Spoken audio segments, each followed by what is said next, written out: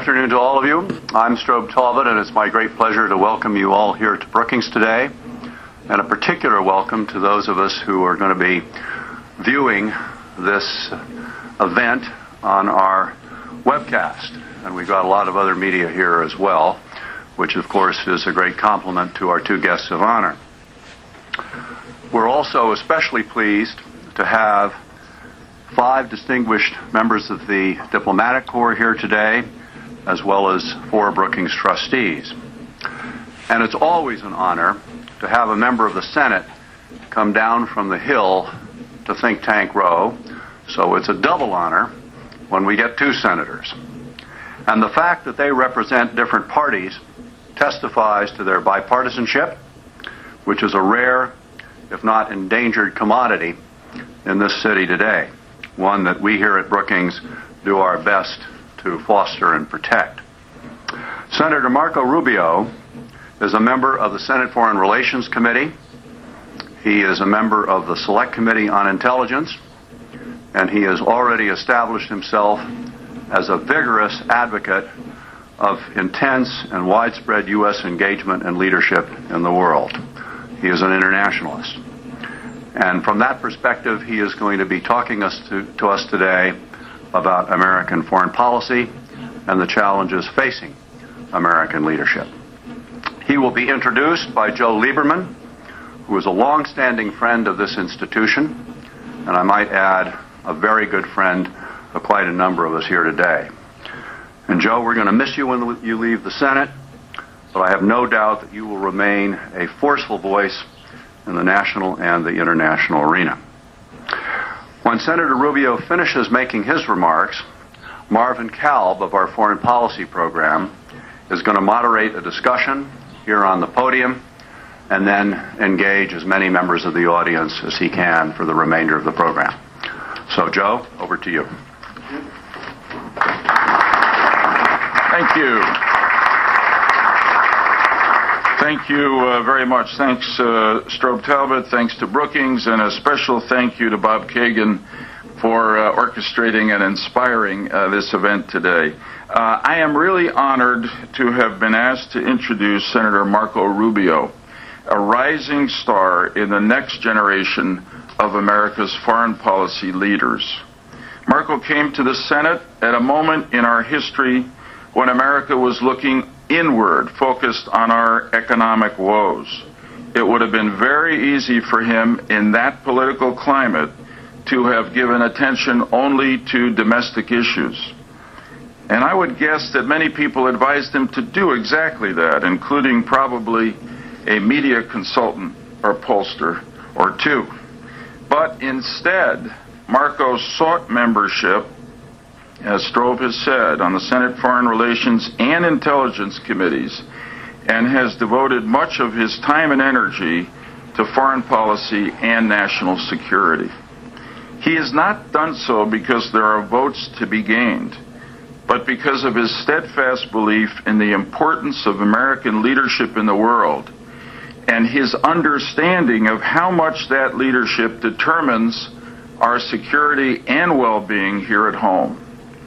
Marco Rubio's foreign policy is principled, patriotic, and practical. It grows, I believe, from his own life's journey from tyranny to freedom, but also from his dedicated study of history and contemporary challenges. His foreign policy, as I've come to know it, puts him in a proud bipartisan tradition that links together our greatest Republican presidents like Ronald Reagan and our greatest Democratic presidents like Harry S. Truman. It is a tradition that recognizes that America is defined not by the land under our feet or even by the blood in our veins, but by our founding values, first among them being freedom and equality of opportunity, whose promotion and protection will always be our first national purpose. It is a foreign policy and equality of opportunity, whose promotion and protection will always be our first national purpose. It is a foreign policy tradition to call it by its name, that we have enemies who cannot be negotiated into peace, but must be confronted with our strength. And it is a bipartisan foreign policy tradition that recognizes that the survival of liberty and prosperity in our country ultimately depends on the expansion of liberty and prosperity throughout the world. In word and deed, Marco Rubio has become a leading advocate for freedom fighters and political dissidents throughout the world, from Venezuela to Iran, from Syria to North Korea. You can regularly find him on the floor of the Senate speaking out for those whom dictators seek to silence. At a moment when America faces many serious challenges, both here at home and throughout the world, and when it has become fashionable to suggest that our best days are behind us and we ought to pull back, Senator Rubio brings to the public arena a contagious personal optimism and an abiding and patriotic faith in America's destiny. Ladies and gentlemen, it is my pleasure to introduce to you Senator Marco Rubio of Florida.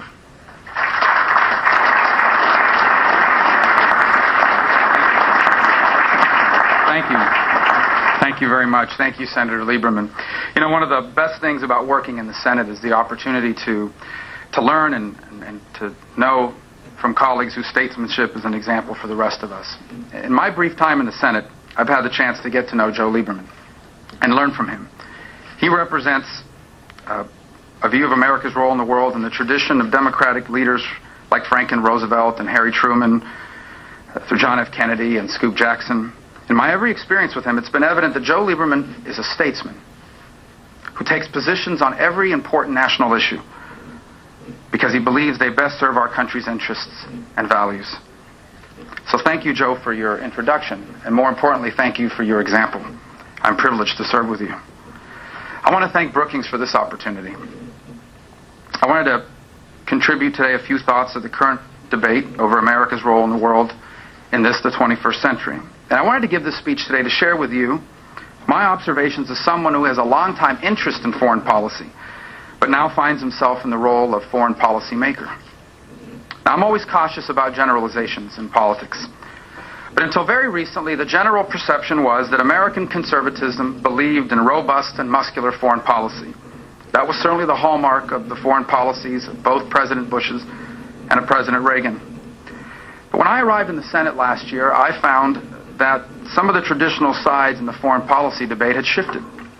On the one hand, I found liberal Democrats and conservative Republicans working together to advocate our withdrawal from Afghanistan or our staying out of Libya.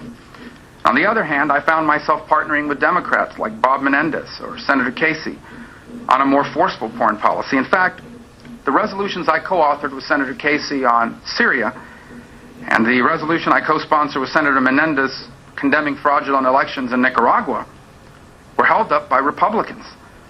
And so I recently joked the other day that today in the U.S. Senate on foreign policy, the further you move to the right, the likelier you are to wind up on the left. And I found this sentiment to be true not just in the Senate, but back home as well. For example, many of my loyal supporters were very highly critical of my decision to call for a more active U.S. role in Libya. Now, the easiest thing for me to do here today is to give a speech on my disagreements with this administration on foreign policy. And I do have many. But I wanted to begin by addressing another trend in our body politic. One that increasingly says that it is time to focus less on the world and more on ourselves. Now, I always begin by reminding people of how good a strong and engaged America has been for the world. And in making that argument, I have been recently relying heavily on Brooks fellow Bob Kagan's timely book, The World America Made. He did not pay me to say that. He begins this book with a pretty useful exercise. He asks readers to imagine what the world order might have existed, what world order might have existed from the end of World War II until the present exercise. He asked readers to imagine what the world order might have existed, what world order might have existed from the end of World War II until the present hypno system, where catastrophic conflicts between great powers were avoided, democracy and free market capitalism flourished, where prosperity spread wider and wider, and billions of people emerged from poverty. Would it have occurred if after the war, America had minded its own business and left the world to sort out its affairs without our leadership? Well, almost surely not. As Bob persuasively argued, every world order in history has reflected the interest and the beliefs of its strongest power, just as this world order still largely reflects ours. Now, of course, many of these things were not achieved by us on our own. They weren't achieved because we succeeded in all our international endeavors. They weren't achieved because everyone always agreed with everything we did. And they weren't achieved because we were the most popular country on earth. They were achieved because the United States had a vision, the will and means to do the hard work of bringing it into existence and then of maintaining it. We had the will and the means to defend its norms and institutions and the security of our partners, face down its challengers, assist other people in attaining their liberty, keep trade routes open, and support the expansion of free market capitalism that accelerated the growth of the global economy. And we did it without coveting other countries' territories or seizing their assets or robbing them of their opportunities. The purpose of the institutions we established, from the United Nations to the World Bank and the IMF, was to spread peace and prosperity, not to assert narrow American interests. Other nations consented to our leadership because they saw what the economic and political values of the American worldview had achieved for us, and they wanted the same for themselves. They followed us because they believed that our way, the American way, the principles of free people and free markets, was the best way to advance their societies. But as Bob also points out, we haven't ever really sought this role.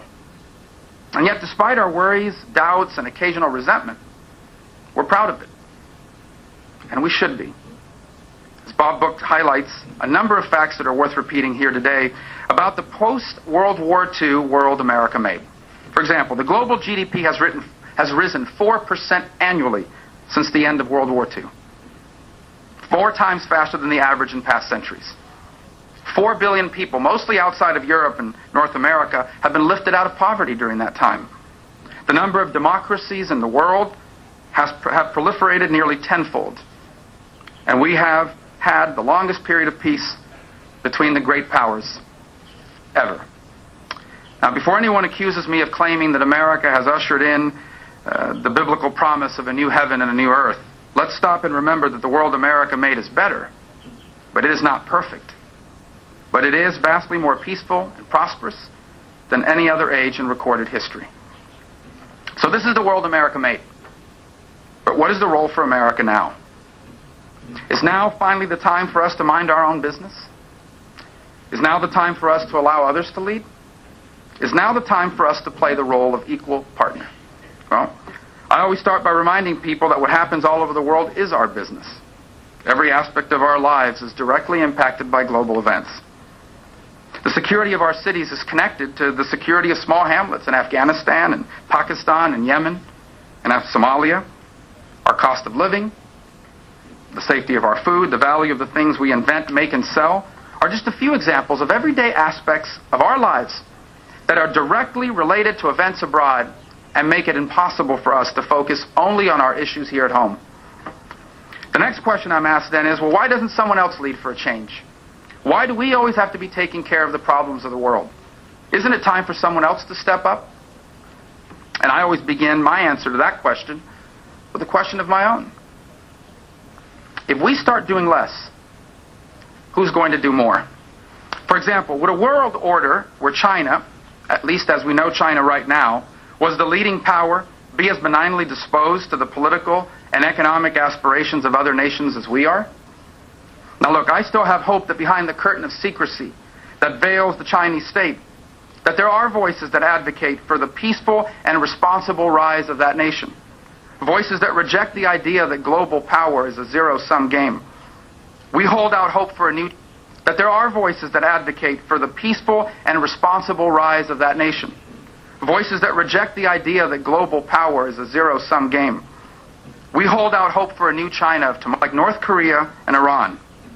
So at least for now, it would be foolish to be confident in the idea that China can be counted on to defend and support global economic and political freedom, or to take up the cause of human rights. By the way, the rest of the world has, especially their neighbors, have figured that out too. And they would prefer not to take that risk. The short answer is that, at least not yet anyways, there is no one else to hand off the baton to, even if that were a good idea. On the most difficult transnational challenges of our time, who will lead if we do not? The answer, at least today, is that no other nation or organization on earth is willing or able to do so. So finally, I'll be asked, if we still have to lead, can't we at least be equal partners with somebody else? In fact, shouldn't we rely on other nations to carry more of the burden? After all, we all know that they resent us telling them what to do, right? Well, in this new century, more than ever before, America should work with our capable allies in finding solutions to global problems. Not because America's gotten weaker, but because our partners have grown stronger. It's worth pointing out, by the way, that this is not a new idea for us. Our greatest successes have always occurred in partnership with other like-minded nations. Now, America has acted unilaterally in the past, and I believe it should continue to do so in the future when necessity requires. But our preferred option, since the U.S. became a global leader, has been to work with others to achieve our goals. So yes, global problems do require international coalitions. And on that point, this administration is correct.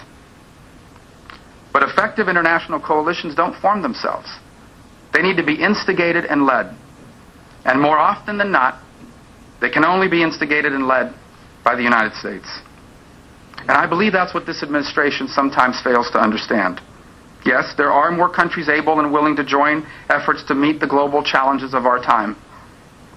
But experience has proven that American leadership is almost always indispensable to its success. You can see this in the actions of, or sometimes lack thereof, of the World Trade Organization or the UN Security Council. And when American influence is diminished, for example, by the one nation, one vote formula of the UN General Assembly or the UN Human Rights Council, we see absurd and often appalling results. Multilateral international organizations can be a forum for forming international coalitions.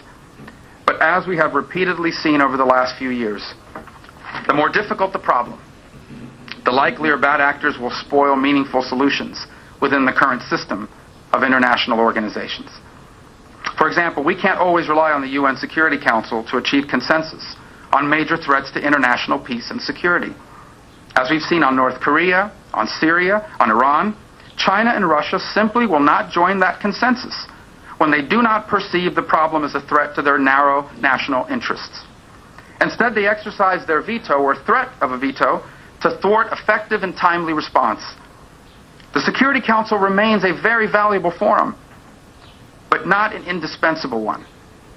We can't walk away from a problem because some members of the Security Council refuse to act. In those instances where the veto power of either China or Russia impede the world's ability to deal with a significant threat, it is the United States that will have to organize and lead coalitions, with or without Security Council resolutions. And this concept, by the way, is neither novel nor partisan. President Clinton acted exactly in this way in Kosovo, with the support of congressional leaders like Senator Lieberman. Everywhere we look, we are presented with opportunities for American leadership to help shape a better world in this new century. And we have to view these opportunities through the context of the fact that in every region of the world, other countries look apprehensively at the growing influence of newly emerging powers in their midst and look to the U.S. to counterbalance them. In some instances, these emerging strategic realignments are not inevitably destined for conflict. For example, if China chooses to conform its rise to the international order there is much to be hopeful for in the Pacific region. On the other hand, there is no reason for optimism. For example, if China chooses to conform its rise to the international order, there is much to be hopeful for in the Pacific region. On the other hand, there is no reason for optimism about whether in bringing an end to the bloodshed and the Assad tyranny in Syria, or in helping Egypt overcome economic hardships and move towards the establishment of a true democracy, or in addressing the threat posed by nuclear Iran. America shouldn't try to solve any of these problems alone. But neither will any of these challenges be addressed without strong and creative American leadership. No other nation has the influence, relationships, or the reputation for seeking lasting solutions to intractable problems than the United States has. Iran's nuclear ambitions, by the way, are more than just weapons. Iran wants to become the dominant power in the Middle East. But given Iran's history of human rights abuses, fomenting sectarian conflict, and sponsorship of terrorism as a tool of statecraft, the world must never allow that to happen. Fortunately, preventing a dominant Iran is a goal we share with virtually every other nation in the region. Now, certainly, we welcome Russia and China's cooperation in facing this challenge. The prospect of a nuclear-capable Iran is so unacceptable that we must be prepared to act, with or without them. And we have a host of willing partners in every region of the world who share our concerns and are relying on our leadership to compel Iran to abandon its ambitions. Now, preferably, we can succeed through coercive means short of military force. We should be open to negotiations with Iran, but always remember that they should not be deemed a success when they only lead to further negotiations. Stronger pressure shouldn't be postponed, and the expectation of our forbearance will encourage Iran to act in good faith. Nothing in our experience with Iran suggests that it considers such gestures anything other than a lack of resolve on our part. Ultimately, however, we must remember that their ambitions so far have come with a high tolerance for pain. Therefore, even as we work through the United Nations and with the international community on sanctions and on negotiations, we should operate on a dual track. We should also be preparing our allies and the world for the uncomfortable reality that, unfortunately, if all else fails, preventing a nuclear Iran may tragically require a military solution. The goal of preventing a dominant Iran is so important that every regional policy we adopt should be crafted with that overriding goal in mind. The current situation in Syria is an example of such an approach. The fall of Assad would be a significant blow to Iran's ambitions. On those grounds alone, we should be seeking to help the people of Syria bring him down. But on the Foreign Relations Committee, I've noticed that some members are so concerned about the challenges of a post-Assad Syria that they've lost sight of the advantages of it. First, Iran would lose its ally and see its influence and ability to cause trouble in the region would be correspondingly reduced. But Hezbollah would lose its most important ally too, along with its weapons supplier. And the prospects for a more stable, peaceful, and freer Lebanon would improve. Secondly, the security of our ally, the strongest and most enduring democracy in the region, Israel, with whom we are bound by the strongest ties of mutual interest and shared value and affection, would improve as well. And so would the prospects for peace between Israel and its Arab neighbors. Finally, the nations in the region see Syria as a test of our continued willingness to lead in the Middle East. If we prove unwilling to provide leadership, they will conclude that we are no longer a reliable security partner, and they will decide to take matters into their own hands. And that means a regional arms race, the constant threat of armed conflict, and crippling fuel prices here at home due to the instability. The most powerful and influential nation in the world cannot ask smaller, more vulnerable nations to take risks while we stand on the sidelines. We have to lead because the rewards of effective leadership are so great. Forming and leading a coalition with Turkey and the Arab League nations to assist the opposition by creating a safe haven and equipping the opposition with food, medicine, communication tools, and potentially weapons will not only weaken Iran, it will ultimately increase our ability to influence the political environment of a post-Assad Syria.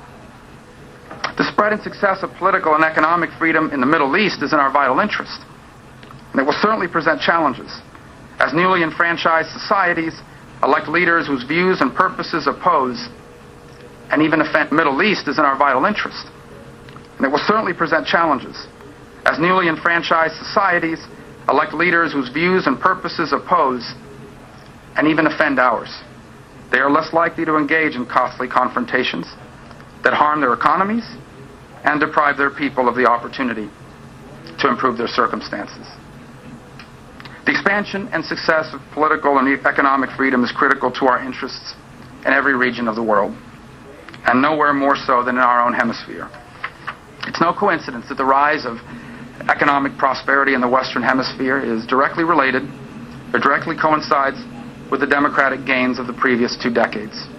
Mexico, Peru, and Colombia are 3 examples of nations that have weathered the global economic downturn in a stronger position than ever. Our goal for our region should be pretty straightforward. Our coalition of neighboring democratic nations that trade freely and live peacefully with one another. Other than overcoming our own past indifference and the lack of focus on this goal, there are 2 other challenges. The first is Venezuela and the other ALBA countries, whose overt anti-Americanism. Now, they make a lot of noise, and we can't ignore their anti-democratic abuses or their growing closeness to Iran. But our greater challenge really is a second and more subtle one, and that's the effort of some nations to replace our influence with their influence, and to use protectionism and unfair practices to pursue that aim. The antidote for both of these problems is to re-engage energetically in the region. First, we must be a clear and consistent advocate for freedom. And to be free isn't just limited to elections. It's a way of governance. In Venezuela, Nicaragua, Bolivia, and Ecuador, elected leaders have used their power to undermine fundamental freedoms by attacking the press, the courts, and their political opponents. Second, we need to commit to being a reliable partner as our neighbors cope with significant security challenges. Both Mexico and Colombia, they need our continued commitment to win their respective wars against criminal organizations.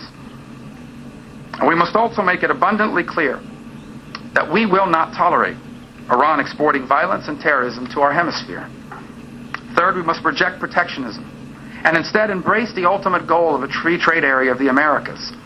The recently approved free trade agreements with Colombia and Panama was a good step. We need to move forward to bring both Canada and Mexico into the Trans-Pacific Partnership. And fourth, we should move aggressively to form a strong energy partnership with Canada, Mexico, Brazil, Colombia, and a post-Chavez Venezuela. A stable Western Hemisphere, displacing an unstable Middle East and an increasingly belligerent Russia as the center of the world's energy production, would create countless jobs for Americans and energy security for the world.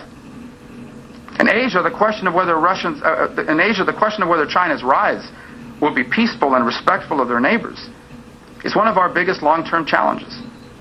But we must make it abundantly clear that we are firmly committed to our defense agreements and firmly committed to our allies to the freedom of navigation on our seas. And the growing strategic importance of Asia actually heightens, not diminishes, the importance of Europe. U.S.-European cooperation is a valuable complement to our work with our East Asia allies. See, all of us, Asians, Americans, Europeans, have a common interest in seeing China evolve in a peaceful and democratic direction. And we have a common interest in seeing China abide by the rules of the international economic order. The United States, Europe, and East Asia represent 71% of the world's economy. That's a lot of leverage. We should use it to address problems such as China's disregard for intellectual property rights, gross human rights violations, its unfair trade practices, its currency manipulation, and the looming presence of China's state-owned industries.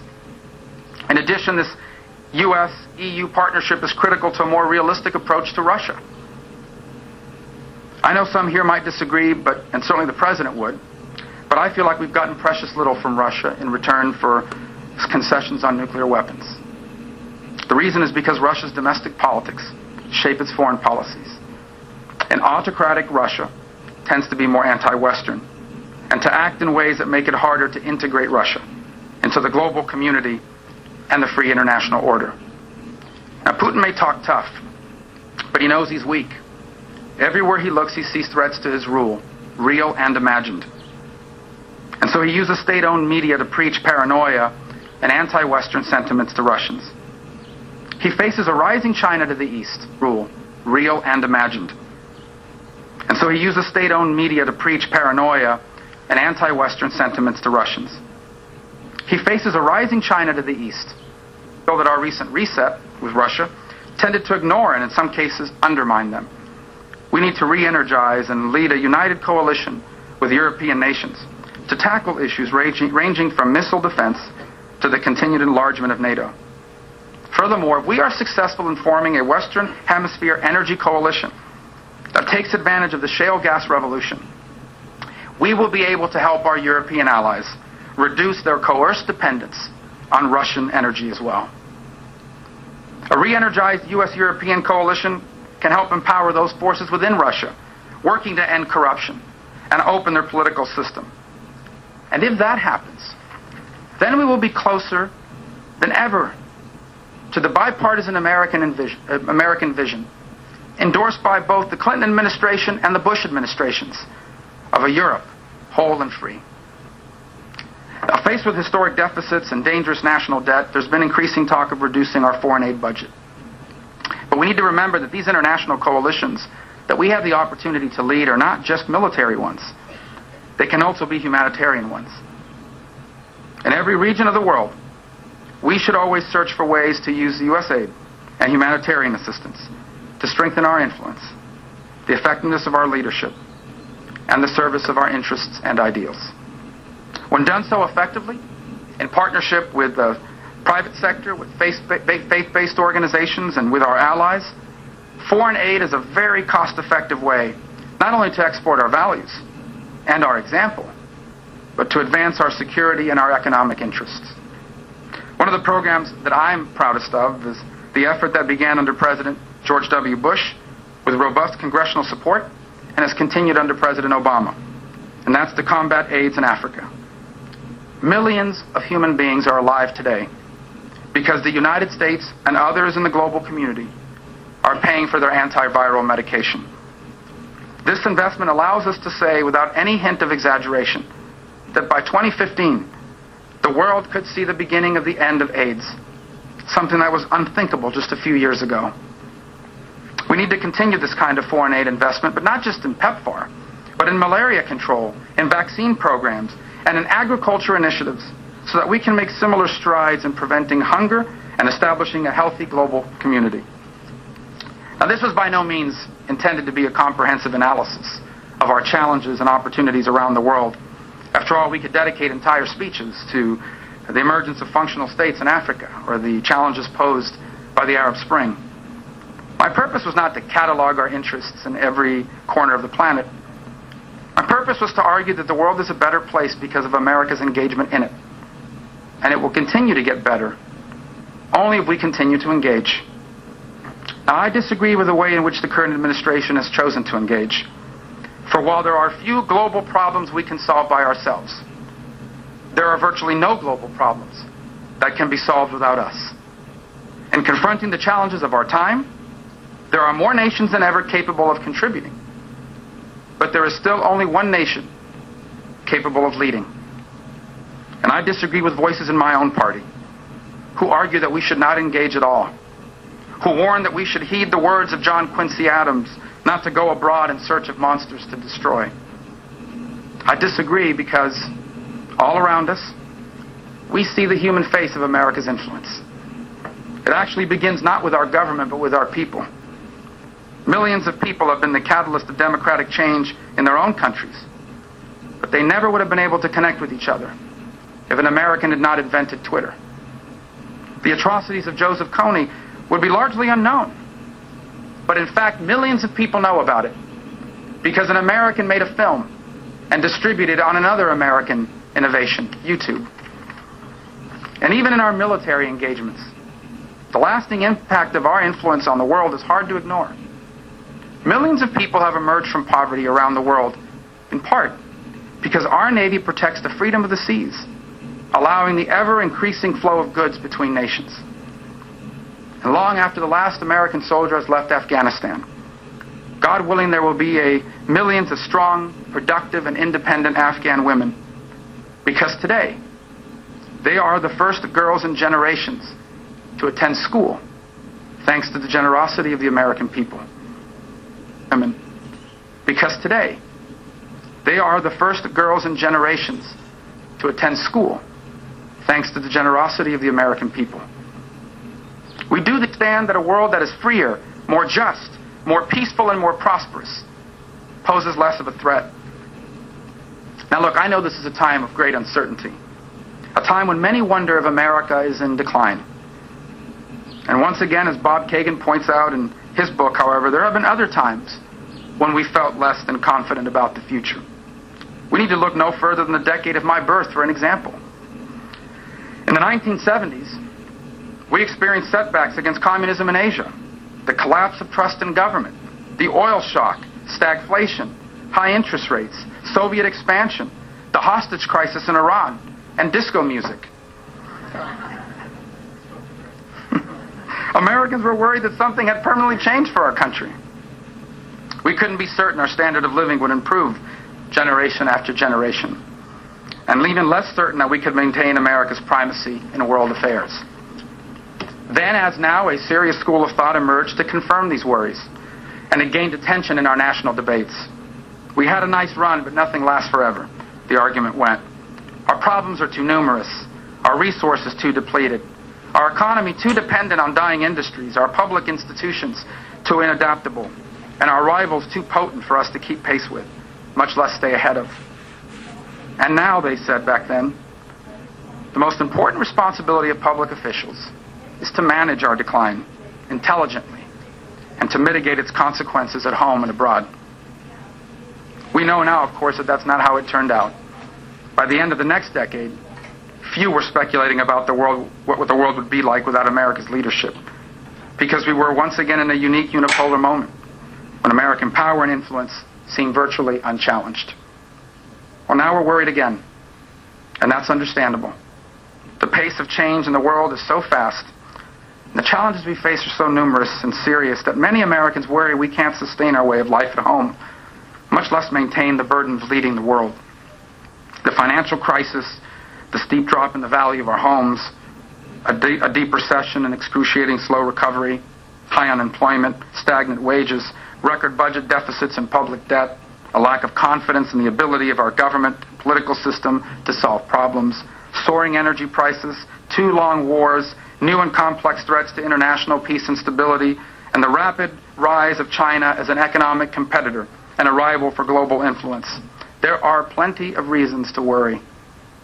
And yet, with all these problems, there's absolutely no reason why America cannot remain a global superpower in this new century as well.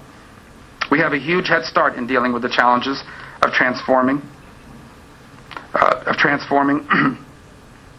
We have the advantage of concentrating more of our energies, resources, productivity, and innovation on figuring out the future. Our continued power is possible, but it is not self-perpetuating. It will require us to do what every generation of Americans before us has done: confront and solve the pressing domestic challenges of our time. It may not seem that way if you follow the daily news coming in from around the world, but this new century is a time of great promise.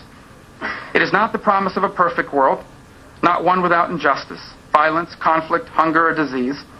It is the promise of a better world, better than the one we have today, better than the one we have ever known. A world where democratically elected leaders govern as responsible Democrats and avoid armed conflicts with their neighbors. A world where oppressing women or selling children is not culturally acceptable anywhere. A world where AIDS is a disease of history and starvation is no longer part of our future. A world of extraordinary innovation. The generations born since the spread of the World Wide Web are the most skilled collaborators ever. And now that everyone, everywhere, can talk to anyone, anywhere, at any time, they can talk to each other and come up with new ideas that are still unimaginable to us today. Above all else, the 21st century provides us the opportunity for more freedom. A world where more people are free to grow their economies, free to pursue their dreams, free to become prosperous. I left my last page of the speech. Does anybody have my last page? Did I leave it with you? I apologize. Above all else, the 21st century provides us the opportunities for more freedom. A world where more people are free to grow their economies, Above all else, the 21st century provides us the opportunities for more freedom. A world where more people are free to grow their economies, free to pursue their... It will not happen if we do not lead. Why does it have to start with us, some say? Why do we have to do it? We find our answer in the words of a non-American. And this is why I needed this page. In an address to Congress in 2003, British Prime Minister Tony Blair said, it's a quote, you might have been there that day. His quote was, "I know it's hard on America, and in some small corner of this vast country, out in Nevada or Idaho or these places I've never been to but always wanted to go, I know out there's a guy getting on with his life, perfectly happy, minding his own business, saying to you, the political leaders of this country, why me? And why us? And why America?" And the only answer is because destiny puts you in this place in history, in this moment, in this time, and the task is yours to do. And so it is. For this century is a time of tremendous challenge, but it is also a time of tremendous promise. This is indeed the world America made, and it is freer and more prosperous than it has ever been. And it can be even better. As Americans, we cannot make that happen ourselves, but the world cannot make it happen without us. Thank you very much.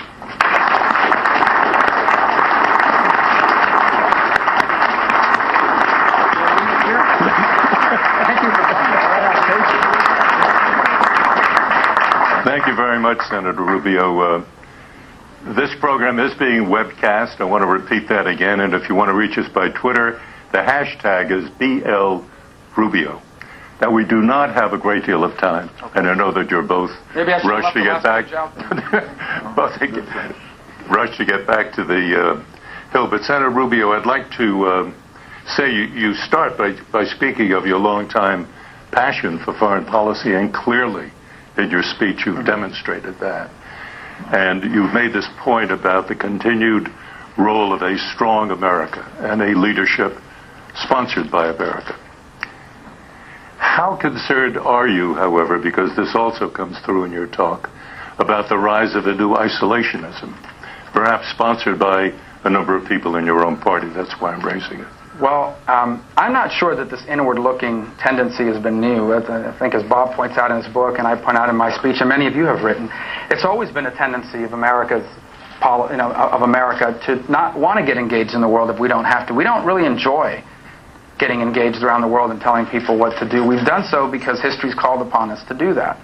So I think that, combined with some of the domestic issues that we're facing today and the challenges that I outlined, lead to the natural tendency of saying maybe it's time to look inwards once again. I think it's the responsibility of policymakers like ourselves to remind people that there is no such thing as just an American problem, that every aspect of our lives is directly impacted by things that are going on around the world. I think that's always been true, but that's increasingly true given the global nature of our economy today. And so I think that's why it's critical for us to explain to people that, in fact, everything they're going to do today, from the price of the food they're going to eat to the quality of the air they're going to breathe, is directly related to decisions being made overseas. Okay, let me then be specific and ask you about Afghanistan, which is a subject you barely touched on in the talk. But if you take a look at the latest polling data, sure, it's clear that more and more Americans are getting fed up with a continued American involvement in Afghanistan. Are you confident that the Afghan armed forces will be able to pick up security for themselves in a time frame that is, quote, acceptable to the U.S.? Well, that partially will depend on us and largely depend on them. But partially it will depend on the commitment that we make to ensuring that that comes about. So, for example, I think there's been tremendous progress in some of their elite forces, some of their special forces that conduct specialized operations, and there's great reason for optimism there. As far as the rank and file of their military forces, there's more concern.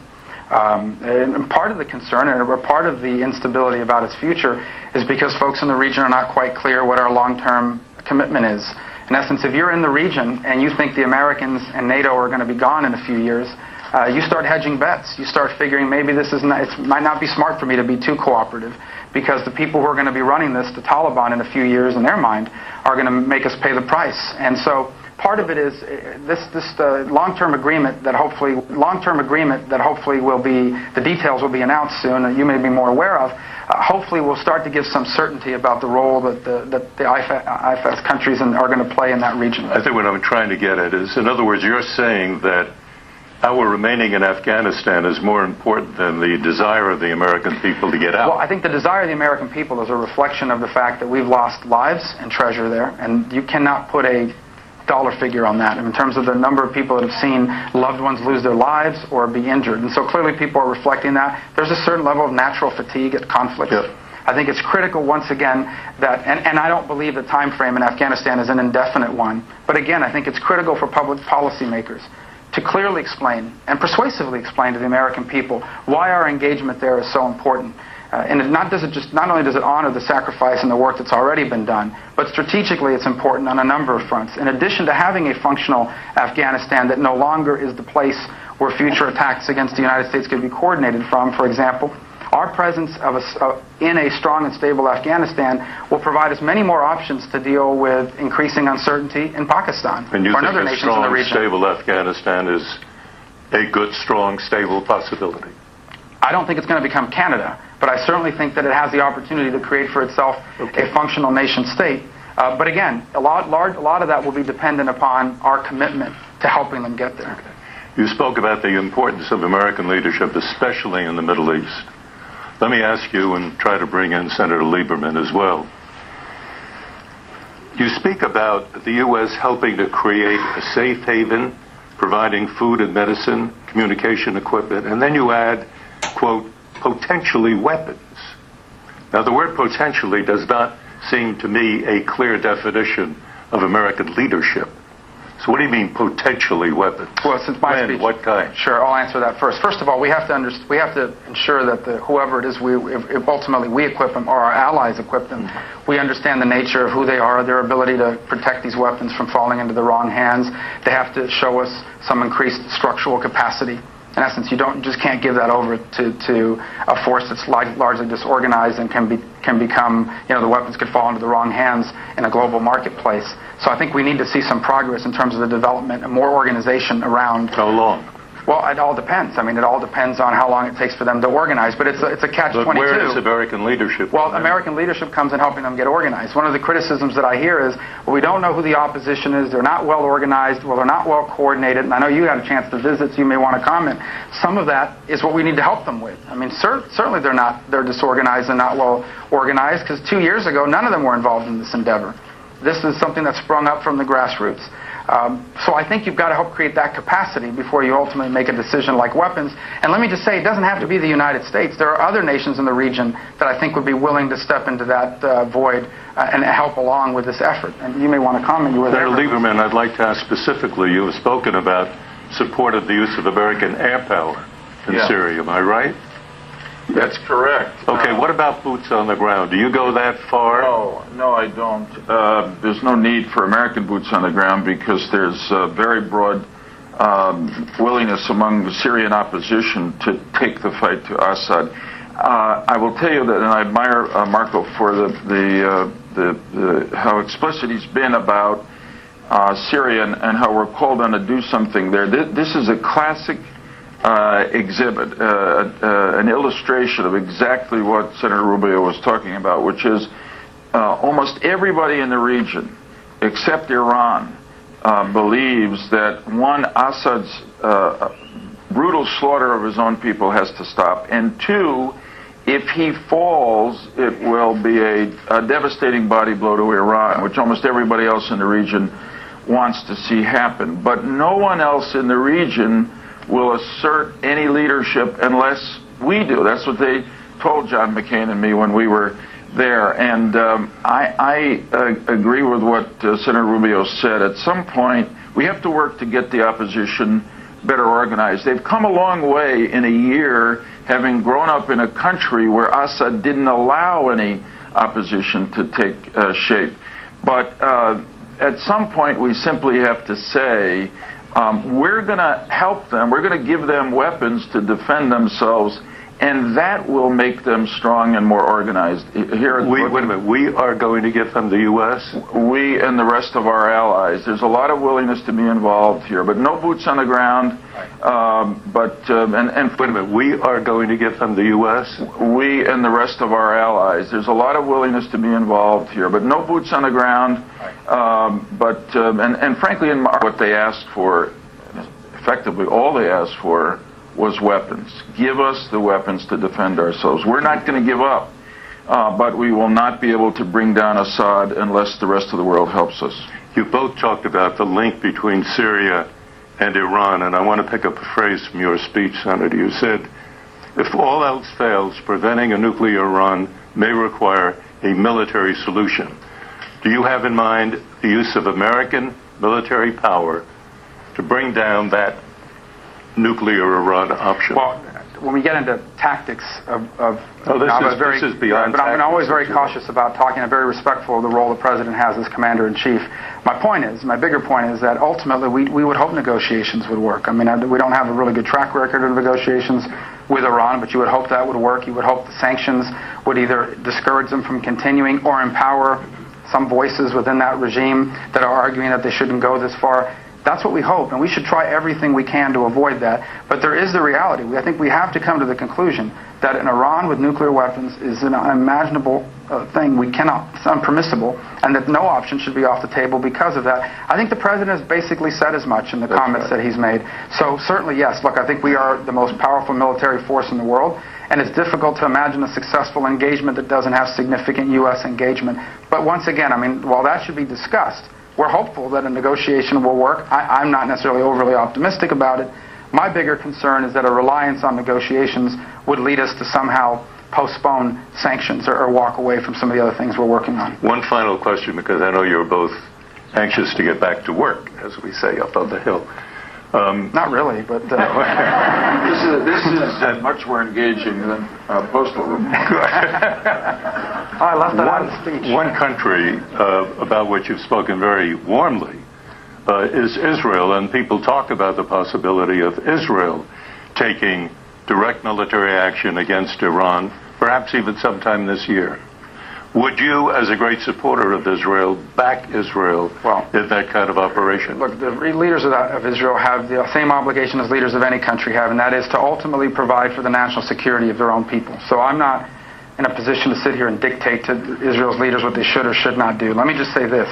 I think that the clearer and more concise and more persuadable the American position is on this issue, the less likely they may be to do something like that in the short term. But ultimately, I think we need to be very clear, as I've outlined in the speech, that while we would prefer for negotiations to work and for the sanctions to convince them, it may require, tragically, as I use the word because we always want to avoid armed conflict as often as possible, but the notion that Iran would have a nuclear capability is so horrifying that no option should be off the table. And I think the clearer the United States is on that, the better off the region and the world is going to be. Okay. We've got time, I'm told, for 2 questions. I see about 20 hands immediately. But let me start here with Gary, and in the middle there, you. Go ahead. Senator, hi. And thank you for your remarks, by the way. I'm Garrett Mitchell, and I write the Mitchell Report. And as I listen, 2 things struck me at the outset of Gary, please, on the short side, if you can. You cite Bob Kagan's book, and as you know, it's on Obama's table also. And as I listened to the litany of things that you talked about, it seems to me that on the sort of fundamental issues, there's not a lot of space between your vision and the vision, for example, that President Obama is talking about. So my question is, after having been here for a couple of years and looking at this, do you get the feeling that the distance between your vision, for example, and the president's vision is on the fundamentals, or is it at the margins? And is it a reflection of the notion that to govern is to choose? Let me take the second question as well, and you can answer both. Okay. In the middle there, please. Thank you. Hi, Chris Baltors at the Center for Global Development. You spoke about the Western Hemisphere and your hopes and concerns. And I know you kind of omitted, or you didn't talk about Haiti and kind of U.S. involvement. And I was hoping you can, and I know it's an issue that was kind of close to you and you've been very vocal about. I hope you can maybe talk a little bit about your hopes for Haiti and our future U.S. engagement. Thank you. Go ahead. The second one I'll just take first because I visited Haiti in January, and so I'm hopeful that the situation there will continue to improve. Obviously, they have this engagement. Thank you. Go ahead. The second one I'll just take first because I visited Haiti in January, and so I'm hopeful that the situation there will continue to improve. Obviously, they have some structure, what the future of his government may portend. We always hope that there will be establishment, that the democracy there will take even deeper roots and become functional. Right now, that country has an I shouldn't say overabundance of NGOs, but certainly a deep NGO presence in the country, and the government sometimes feel threatened by it. So the most important issue in Haiti, apart from the immediate aftermath of the earthquake, is the establishment of long-term sustainable prosperity, and how do you begin that? And for Haiti, they're starting from scratch on virtually everything, from their educational systems to their transportation systems. But there is some good news beginning to emerge. There's an industrial park that the Clinton initiative has been involved in, where some American companies are looking to go to some of the underdeveloped parts of the country and start to create industry, which hopefully will create jobs, which hopefully will start creating the fundamentals for an economy. The other fundamental challenges Haiti has, however, is property rights and who owns title to what land. I mean, it's hard to do business there. So I think we could hopefully provide some technical support in terms of creating a registry where people can register their property rights and would feel safer in terms of investing in that country and the feeling that it's going to be protected under rule of law. And then ultimately it's education, which was striking to me is it's such a strong societal value. Families in Haiti, even the poorest families, you see their kids that get to go to school dressed in the most impeccable uniforms because it's a reflection of how they value education and how important it is for them. I know it's cliche-ish to say that, but if we can empower the new generation of children in Haiti to have a knowledge base where they can then be employable in skills and trade, etc., and we can combine that with the return of some of the diaspora that's been trained in the United States and in Florida, maybe you can begin to see a little bit of a reemergence there and a little bit of progress that so far has been slow coming for a country that really hasn't had a golden age, certainly hasn't in the last 2 or 3 decades. On the first question about the differences in policy, look, I always try to keep foreign policy nonpartisan as much as possible. I think it weakens our hand in the world.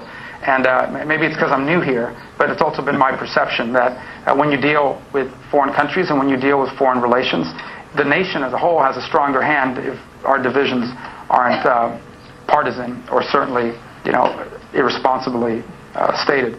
That being said, where I think there might be a fundamental difference of opinion, and I outlined that in the speech, is not that we should be engaged, but rather how we engage. And I think, and maybe that's evolving, but I think the President's administration has somewhat often had an over-reliance on institutions, global institutions, whether it's the Security Council or the United Nations, or to take the lead on some of these initiatives. And I use Libya as one example. We did engage in Libya, and we engaged pretty significantly on the front end, probably for the first 72 hours. 4 days, and then we kind of backed off and allowed our allies to go in and do much of the work. And ultimately it turned out fine. My argument was not that it didn't work out at the end. My argument is that if the U.S. had been more engaged energetically, the job would have been done sooner. And what that would have meant is the following. You would have had less militias running around than you have right now, which would have been much easier to get a national central government formed. Right now they're having a real challenge getting these militias to turn over their weapons. You would have less destruction to the infrastructure because the conflict would be less protracted. You would have less injuries and death, which ultimately is counterproductive for the society. And we would have more influence on the outcome. Even though, I must tell you, I visited Libya probably about a month after the fall of Gaddafi, or 3 weeks. And I was taken aback by the amount of pro-American graffiti on the walls and the people that would come up to us in the street and say, thank you, President Obama, thank you, United States, for what you did for us. The clear recognition that the U.S. had been engaged and involved in the effort. And I applaud that. If we had done even more, I think we would have even more influence on the way it's going to turn out. So look, they still have a bunch of challenges. They were going to have a bunch of challenges no matter what the nature of our involvement was going to be. But if we had taken an even stronger involvement early on, the engagement would have been shorter, cheaper, and I think ultimately more effective. So that's an example of where I would disagree tactically on the direction the president's taken, and even now on Syria, where I think the region is waiting for American leadership. The Friends of Syria are real. I think it's 80 countries now that are part of Friends. Close to 80 countries. But again, you need the center of gravity to instigate this coalition and move it forward with a defined plan in mind. And in the absence of American power and American influence and American leadership, it's hard to do that. And so I think that's the case I would make to the administration. Senator Rubio, I really do. I wish we had much more time to continue this discussion. And we're very, very pleased that you did this speech here at Brookings, and so pleased that Senator Lieberman could be with us as well. I'm pleased you found my page. I couldn't have memorized the Tony Blair quote. So. We're very, very pleased that you did this speech here at Brookings, and so pleased that Senator Lieberman could be with us as well. I'm pleased you found my page. I couldn't have memorized the Tony Blair quote. So thank you.